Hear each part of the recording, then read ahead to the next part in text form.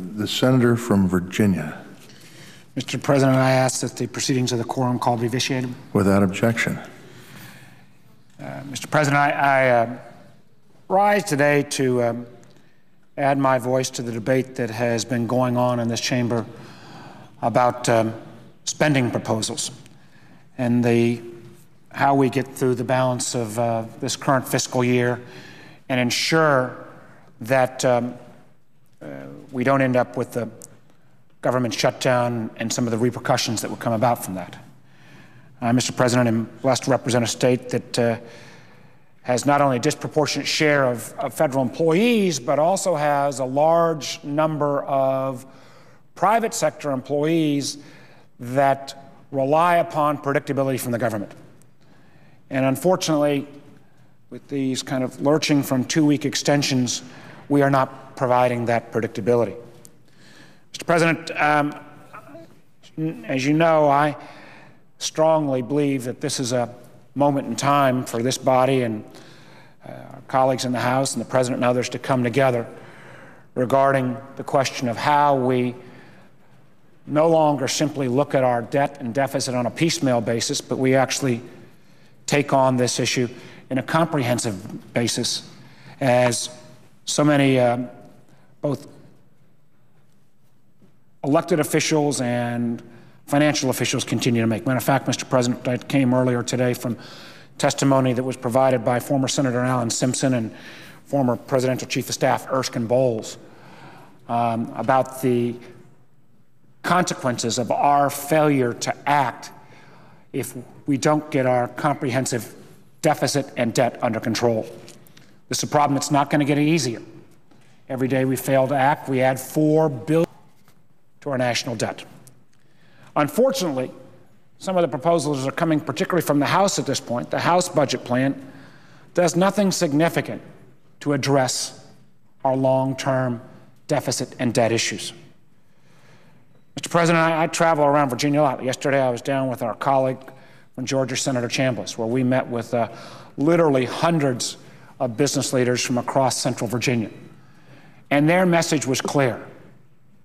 No more games, no more showmanship, get something done. And that something they want done is a comprehensive approach to our nation's fiscal challenges. That will mean, yes, cutting down on spending. That will mean as well making our tax code more efficient so American business can grow and compete. It will also mean at the same time recognizing if part of that tax reform effort adds revenues, because trying to deal with this problem on simply cutting or simply taxing will not be sufficient. Instead, the focus that the folks across Virginia and I imagine across Montana are saying as well, this is a moment in time we've got to put everything on the table, and we've got to ensure that we actually provide a long-term solution.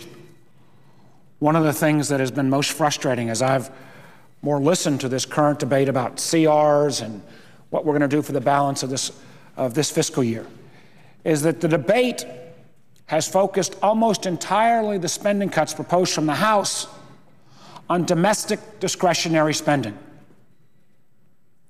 The $60+ billion that the House has celebrated all comes from that one narrow slice of the pie. Domestic discretionary spending accounts for less than 12% of our federal spend. You cannot solve the $1.5 trillion current year deficit or the over $14 trillion long-term debt without going beyond that 12% of our budget.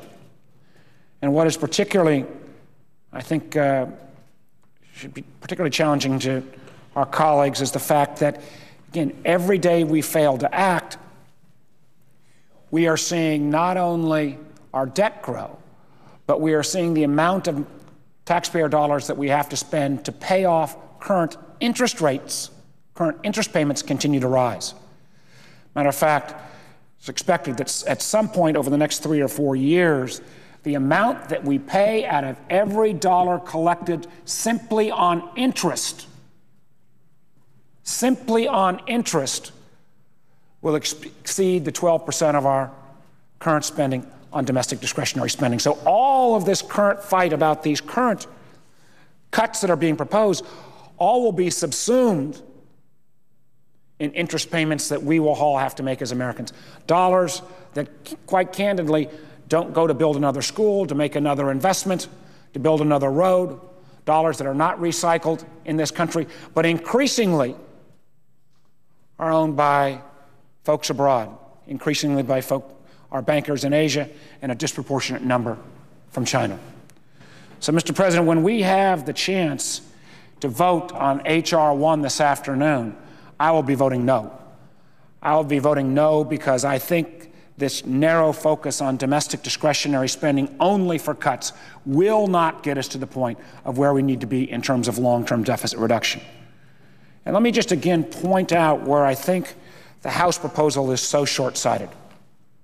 One of the things that Erskine Bowles and Alan Simpson said today was there is no silver bullet in this challenge we've got in front of us. It is going to take significant spending cuts. It is going to take looking at the revenue side through the aspects of tax reform. But those two things, revenues and spending alone, still won't get us out of this problem. We've got to have a third leg of that triangle, and that third leg of the triangle is a growing economy. Well, how do we grow an economy in a place where America is, while still is the world's leading economy, does not drive the economy the way it did even 20 years ago? We saw 20 years ago where the world would have to wait on America to get its financial act together. The world is not waiting right now. China, India, Brazil, countries abroad are moving ahead. So if we're going to remain competitive, we've got to continue to invest smartly. Well, the President has said we've got to make sure that we educate, we've got to invest in our infrastructure, and we've got to be able to out-innovate. And that means targeted research and development. Unfortunately, the House proposal, which not only focuses on domestic discretionary to the exclusion of other areas of spending, but also focuses these cuts on the remaining 6 to 7 months of our fiscal year, takes a disproportionate whack out of these key areas where we must maintain certain levels of investment if we're going to grow the economy, to make sure that the other cuts and the other revenue raises won't have to be as draconian. Let me give you a couple of examples. I know the presiding officer comes from an energy-rich state. He also realizes that we've got to diversify our energy mix in this country and no longer be dependent upon foreign oil. One of the things that those of us who have hallowed the benefits of the internet over the last 20-plus years are quick to point out that the internet came about because of initial government investment through ARPA. That led to the development of the networks that created the internet that has spawned tremendous economic growth in this country. I believe, and I think many of our colleagues on both sides of the aisle believe, that we need a similar investment in the energy field. Well, there was created the ARPA-E program at the Department of Energy. If we move forward with the House budget proposal, that will cut $1 billion out of the kind of basic research we need to make sure that we've got a full portfolio of domestic energy sources. Renewable energy sources, I, for one, believe that they also has to include conservation, nuclear, increased continued domestic oil and gas, coal. All these have to be part of the mix. But we have to do them in a smarter and cleaner way. And to right now, at this point, cut $1 billion out of that kind of basic next generation research and development, the same kind of research and development that in the IT field created the internet, would be short-sighted, and I think in most business folks' mind. Another area, America, we have to get our healthcare costs under control. Well, part of getting our healthcare costs under control means continuing to unlock innovation. Perhaps one of the greatest growth fields of the next 20 years, and something I know that the chairman of the Judiciary Committee has been working on in terms of his patent reform, is making sure that in the life sciences area, America continues to lead in terms of innovation. Well, where does that innovation come from in terms of government dollars being leveraged 4, 5, and 6 times? That comes from investments in NIH. Unfortunately, the House budget proposal cuts $1.3 billion from NIH funding. Well, if you're in stage 2 or stage 3 of the next generation cancer development drug, to have those kind of trials cut back, to have that kind of basic research cut back, not only in terms of American economic growth, but the personal toll it could take on folks who are desperately waiting for solutions to the disease, I believe is, again, not a good policy choice at this moment. As we move forward as well, we've got to make sure that we out-educate our competitors. No one believes that America's future is going to be based on low-wage labor. It's going to be based on well-educated, innovative, and well-trained workforce. I think we've seen, and one of the areas that this president has not gotten appropriate credit for, is the fact that he has advanced forward dramatic education reform within his proposals. Unfortunately, the House bill would cut $5 billion from the Department of Education and over $1 billion from the Head Start program. When we're trying to look at our kids competing against kids from India and China, does it really make sense at this point, if we're going to grow our economy, to slash education programs if we're going to have that well-trained workforce?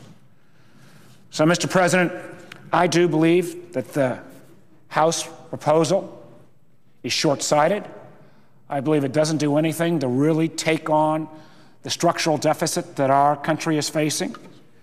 I will continue to work, I know, with the presiding officer, and I think a growing number of members from both sides of the aisle, and our suggestion is to let's go ahead and take the good work that was put forward by the Presidential Debt and Deficit Commission as at least a starting point and put in place as consequences if we don't act.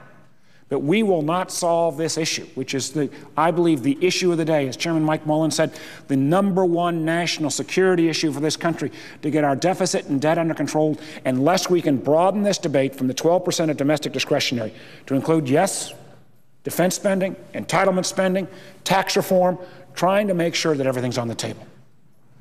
The House approach does not do that. The House approach is short-sighted. The House approach will not allow us to grow our economy in the way we need. I will be voting against that proposal when it comes to the floor, but I look forward to working again with all my colleagues to make sure that we get a true comprehensive deficit and debt reduction plan that this Congress can vote on and put in action. With that, Mr. President, I yield the floor and note the absence of a quorum.